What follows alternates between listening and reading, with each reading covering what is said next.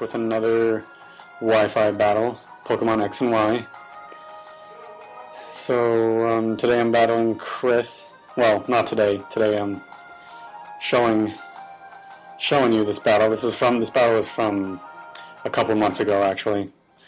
I'm just now getting to upload a bunch of the old battles I had saved. So here we go. So, like I said, this is versus Chris, and I'm leading with my Bastiodon. He's leading with an Aggron. So this first turn, he's gonna go for the Mega Evolve, and that's actually kind of threatening because Mega Aggron is really bulky and has really good attack stat too. So I'm not worried though. Bastiodon is a beast. So we're both gonna set up Stealth Rocks first turn, which is good for me. But so next turn he's gonna go for the Earthquake, and I know I'm gonna live that because I'm sturdy. And then I'm just gonna go for the Metal Burst. And the way Metal Burst is it deals back like I think twice the damage that you take. It just deals back to them, so that's an easy one-hit KO. And then he's going to bring in his Kangaskhan, which is, I mean, he can't Mega Evolve it because, and by the way, this is when Mega Kangaskhan, actually, I don't know, I think Mega Kangaskhan was already banned from standard play at this point. But so, there's not a lot of point in using Kangaskhan if you can't Mega, so I don't even know. And then you'll see that I actually get a taunt off, because he goes for the Sucker Punch, which, I mean, I can't hurt this thing. My only attacking move is Metal Burst, and that requires him to hurt me. But he didn't know that, so he goes for the Sucker Punch.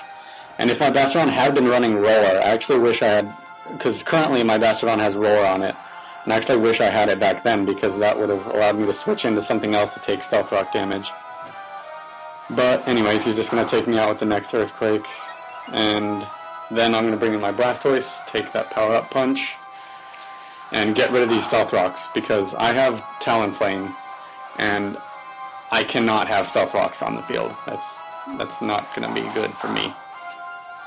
So he goes for another Power Up Punch. It's not really doing much to Blastoise. Power Up Punch is a really weak attack, even though he is at +2 right as of now.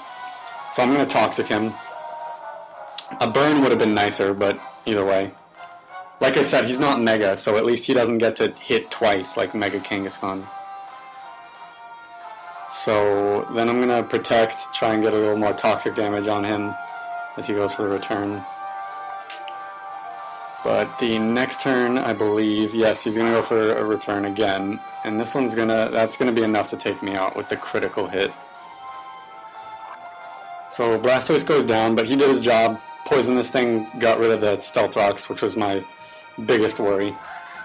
So now I'm going to go into my Aegislash, and then I'm just going to King's Shield, get some more toxic damage on this thing. And that Earthquake is kind of dangerous. So I actually, let's see, I think I switch out my Aegislash this turn, because he switches out into his Garchomp. I mean, Stealth Rock doesn't really come into play much there, but yeah, I do switch in. I switch into my Gengar. I think I did that predicting another Earthquake from the Kangaskhan, because my Gengar would enter with Levitate. But then I'm going to Mega Evolve, and I do know at this point Mega Gengar was still legal in standard play. He is banned now, of course, but at the time that I did this battle, Mega Gengar was allowed. So I get the burn off on the Garchomp, which is nice because that Stone Edge is going to do nothing. And then I can go for the Hex, which is going to do double damage because of the status condition that the Garchomp has, being that burn. So that's going to be enough to take it out. He's going to go back to his Kangaskhan, which is almost going to die from the Stealth Rocks, and I know it's going to die pretty quick. But I'm predicting an Earthquake, so I switch into my Talonflame.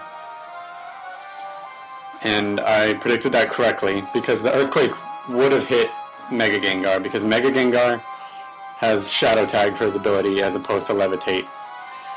So then I predict a return and switch into my Aegislash, but he actually withdraws, so that's fine. As soon as he switches that thing back in, it's going to die to Stealth Rocks, so I'm not really worried. But he goes into his Azumarill. I named it Azumarill though, I like that. I know that's a reference to another Pokemon. I don't know if you catch that reference. If you do, then props to you. I'm not really going to point it out at this point. But he goes for a Waterfall after I Swords Dance, and that's going to do literally like nothing, especially once I gain back some leftovers. So then I'm going to go for the King's Shield, which works out nicely because he goes for another Waterfall. So that's going to give him the attack drop. It's going to give me another turn to gain back some leftovers. And so I'm almost at full health at this point. So that's nice. And I'm at +2 from the Swords Dance. So my Aegislash is looking pretty dangerous right now, as his Talonflame takes 50% from the Stealth Rock damage, which is nice. So I set up another Swords Dance on that turn. Like I said, so now I'm at +4 attack. My Aegislash is pretty dangerous, but I'm going to go for the King's Shield, hoping that he's just going to go straight for an attack, which he does. He goes for the Flare Blitz. So that's nice because it drops his attack harshly. So I'm basically free to do whatever I want with my Aegislash at this point. I'm at full health. He's at -2. I'm at +4 attack. So I just go for the Shadow Sneak, which I'm pretty sure will be enough to take this thing out, and it turns out that it is. So that's nice, and he's going to bring in his Kangaskhan, but I already know it's just going to go down to Stealth Rocks, so not really sure why he switched it out in the first place. I mean, because it really doesn't do anything upon coming back in. But so now he goes into his Aegislash, and I'm going to go for just a straight Shadow Sneak, and with my +4 attack, that's actually been enough to just take this thing directly out. So my Aegislash is basically just sweeping right now, as he goes back into his Azumarill low. And I'm just going to hit it again and hope this kills, which it does. So Aegislash is a force to be reckoned with. I always underestimate it, even using him myself. And Aegislash always, he's so versatile. Just with the form change and with his incredible stats. I mean, I'm a big fan of Aegislash. But so that was a pretty good battle.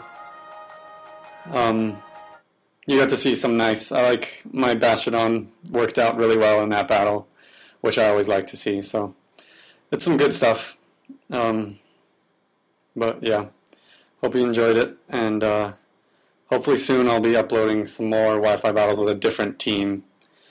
This is, like I said, this is back when I first started doing Wi-Fi battles, and I didn't really have a lot of Pokemon to choose from at this point. But I'll try and get up some new battles soon. So yeah, but that's it for today.